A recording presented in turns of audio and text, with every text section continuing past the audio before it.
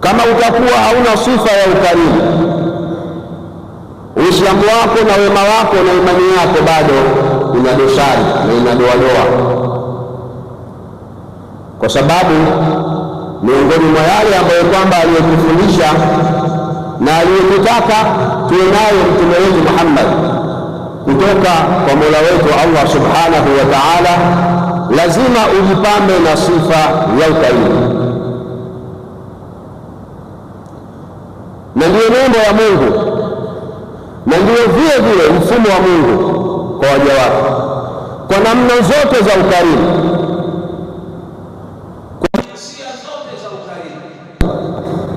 Almuhimu, ukarimu ushike nafasi yake. Ukarimu wa kutoa ni ukarimu, ukarimu wa kuwagea wenzako ni ukarimu ulichokuwa nacho, ukarimu wa kusaidia ni ukarimu, ukarimu wa kujali sha'airillah, misikiti, wanaohudumia misikiti na wanaoipamba misikiti na wanaosafisha misikiti ni ukarimu. Ukarimu wa kuwajali waseja, wajane, mayatima, masikini, mafukara ni ukarimu. Ukarimu kwa aliyekuudhi, aliyekukera, ukaacha kumchukia, kumwekea bifu na kumwekea nongwa, ukamsamehe, ni ukarimu. Ukarimu kwa wafuasi wako, ukarimu kwa wafanyakazi wako vile vile ni ukarimu. Zote ni sifa za ukarimu na zote ni sifa ambazo amekuja nazo mtume wetu Muhammad.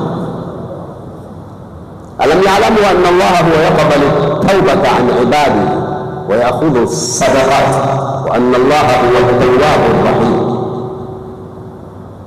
Kwani hawajui hao Muhammad? Hebu waulize, hawajui?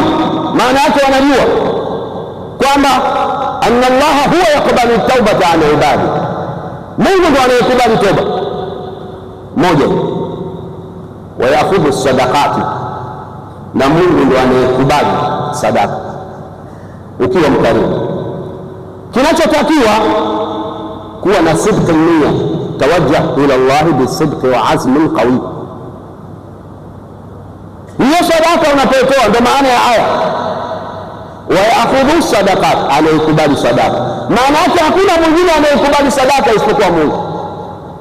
Sasa elekea kwa nia iliyokuwa ya khalis, safi, kwamba ninatoa sadaka ukarimu kwa ajili ya Mungu, sitaki chochote.